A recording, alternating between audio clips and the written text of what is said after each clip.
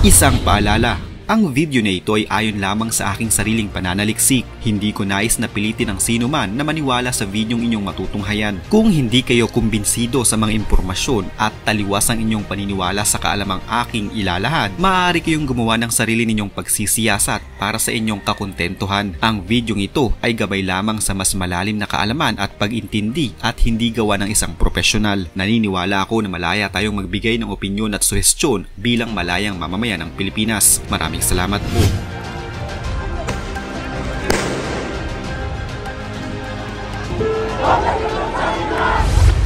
Hanggang sa ngayon ay nababalot pa rin ng tensyon ang Bangladesh dahil na din sa pahayag ng mga estudyante na magpapatuloy sila sa kanilang ginagawang pagprotesta mula ng ibasura ng Korte Suprema ang halos lahat ng kotas ng trabaho sa kanilang gobyerno. Hindi sila sang-ayon dito at nais nila na ipatupad ng kanilang gobyerno ang court order bago pa man sila maglunsad ng protesta. Nasa mahigit na sa 150 katawang namatay sa naturang pagwewelga mula nang ito'y magsimula. Nagkaroon ng isang malaking anti-government protest sa Bangladesh noong isang araw lamang. Nagkainitan ang dalawang panig sa pagitan ng mga estudyanteng nagpoprotesta laban naman sa mga kapulisan. Nasa mahigit kumulang 150 na ang namatay habang marami pang malubhang nasaktan. Ayon sa isang estudyante na kabilang sa mga nagprotesta, ang naisana nila ay isang tahimik at payapang welga. Subalit habang nagtitipon-tipon pa lamang ang mga rallyista, ginulumano sila ng mga pulis at inatake ang kanilang grupo. Ayon naman sa isang student leader na kasalukuyan ngayong nagpapagaling ng kanyang mga tinamong sugat sa isang ospital, natatandaan pa umano niya kung paano siyang piniringan at tsaka tinorture ng mga nagpakilalang mga pulis. Sa isang ospital umano malapit sa pinangyarihan ng protesta ay dumagsa ang kanilang mga pasyente na pawang mga kabataan na may mga tama ng baril sa kanilang katawan.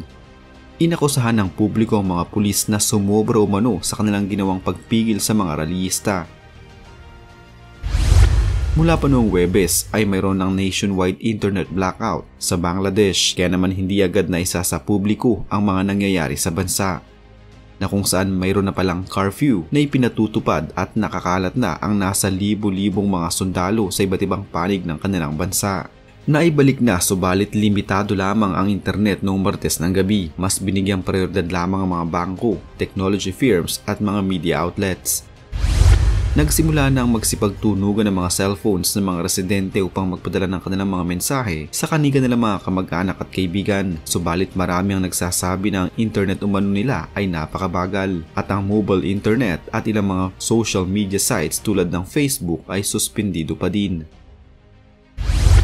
Ang karahasan na ito ay may tuturing na pinakaseryosong pagsubok para kay Sheikh Hasina na naging Prime Minister noong Enero sa 4 na sunod-sunod na termino, kung saan ang naturang botohan ay binoykot ng maraming mga taga-suporta ng kanilang oposisyon.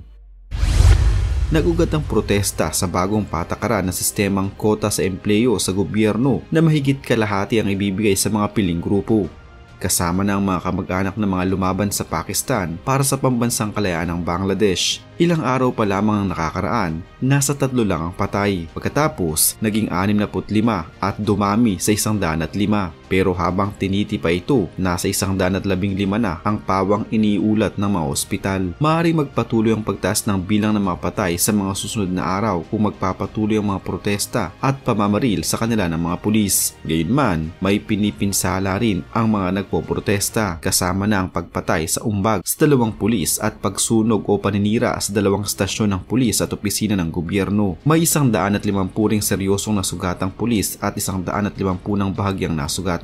Bukod sa mga patayan at kaguluhan, inaaresto na rin ang mga leader ng protesta at maging ang sa mga oposisyong politikal. Kasabay nito ang pambansang curfew kaya lumahok na rin ang mga sundalo para magbantay laban sa mga nagpoprotesta. Isinara ang mga internet kasama ang mga website ng gobyerno at ng mga dyaryo gaya ng Dhaka Tribune at Daily Star kaya wala nang makikitang bagong mga balita sa internet.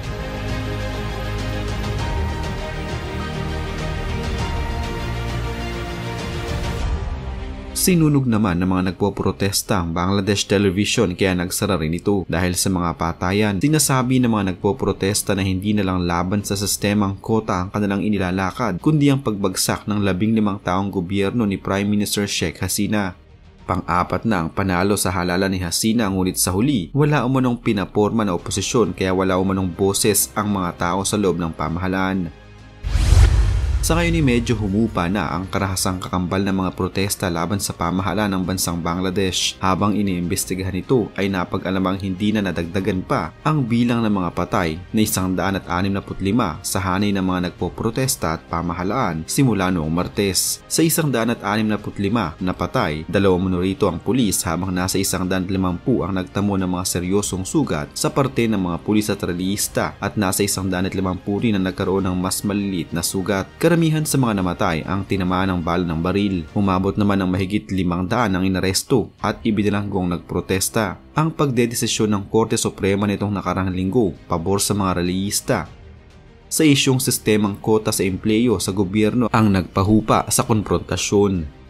Kinalas ng Korte Suprema ang malaking pribilehiyo sa pag-empleyo o sistemang kota pabor sa ilang grupo. Sa halip na 56% ng lahat ng empleyado ng gobyerno para sa lahi ng mga veterano sa revolusyon laban sa Pakistan para sa kanilang pambansang kalayaan at ilang naghaharing uri, ginawa na lang itong 7% ng Korte Suprema at kung ganoon, may oportunidad na ang nakararami na makapagtrabaho sa pamahalaan.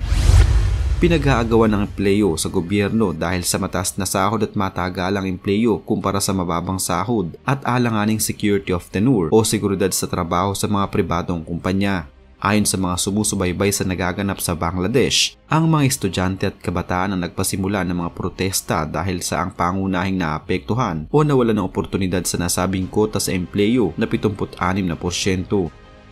Sa 400,000 na gumagraduate sa kolehiyo taon-taon, nasa 20 hanggang 30,000 lang ang nakakapasok sa gobyerno kaya nagiging matinding issue sa mga kabataan ng sistemang kota. Sinamantala o sinakyan naman ito ng mga politikong oposyonista laban kay Prime Minister Sheikh Hasina at pamahalaan nito. Sabi ng mga politiko na kalaban ni Hasina, hindi lang sistemang kota ang issue kundi ang pagpapalit ng pamunuan ng bansa at pagpapabagsak sa administrasyong Hasina na 4 na beses nang inihalal kabilang sa nakarang eleksyon nitong Enero 2024. Nang ideklara ng lider ng mga estudyante na hindi dapat madiligan ng dugo o kamatayan ng kanilang ipinaglalaban bilang mga kabataan, bigla ring nawalan ng puwersa sa protesta ang mga politiko at ngayon, mapayapa na ang Bangladesh. Natitirang isyu na lamang ang pagpapalaya sa mga editine at pagtanggal ng curfew at kahilingang ibalik na ang internet at mga dyaryong isinara at pagkumpuni sa mga sinunog ng mga relihista kabilang ng Bangladesh Television na pag-aari ng gobyerno. Kung hindi magkakapatawaran, maaaring may mga sampahan ng kaso laban sa mga nasa pamahalaan dahil sa mga namatay at panununog at paninira ng mga ari-arian laban naman sa mga protesters. Mas lumalakas ngayon ang panawagan para sa pagbibitiw ng Prime Minister ng Bangladesh na si Hasina at kanyang gabinete sa gitna ng matinding karahasan ng kanyang gobyerno sa mga estudyanteng relihista noong nakaraang linggo. Ayon sa mga estudyante, ipinamalas ng gobyernong Hasina ang pasistang pangil nito at kagustuhan nitong supilin ang lahat ng klase ng kalaban ng kanyang rehimen. Nagsimula ang mga protesta noong huling bahagi ng Hunyo pero sumiklab ito mula kalagitnaan ng Hulyo nang simula ng estado ang marahas na pagbuwag sa mga pagkilos. Pinakamadugo ang pangmamasaker noong Hulyo 18 kung saan 22 estudyante ang naiulat na napatay. Umabot naman sa 2,400 individual ang naibalitang inaresto. Maliban dito, nagpatupad ng curfew at internet blackout ang estado ng Bangladesh. Sinupil din ang malayang pamamahayag at tanging ang mga dyaryong makaestado ang hinahayaang magbalita sa mga pangyayari. Sa kabila nito ay naghain naman ng reklamo ang mga estudyante laban kay Sheikh Hasina at sa gobyerno nito. Iginiit nila na dapat papanagutan ni Hasina ang maraming pagpatay at hayagang humingi ng paumanhin para rito. Liban sa kanya, dapat ding magbitiw sa pwesto ang mga ministrong mula sa partidong awani mula sa gabinete. Iginiit din ng mga estudyante ang pagsisibak sa mga pulis na nasa mga lugar ng protesta. Gayon din ng mga opisyal ng 3 universidad kung saan nagsimula at unang hinara sa mga protesta. Ipinaaresto nila ang mga pulis at mga taong kasama nila na lumahok sa pagbuwag sa mga rally.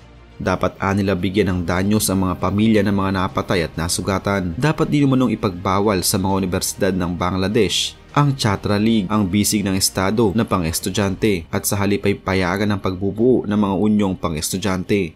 Dapat buksan na ang lahat ng mga eskwelahan at dormitoryo na isinara dahil sa karahasan. Panghuli, iginit nilang magbigay ng garantiya ang estado na walang gagawing panggigipit na akademiko o administribo sa lahat ng lumuho sa mga nagprotesta.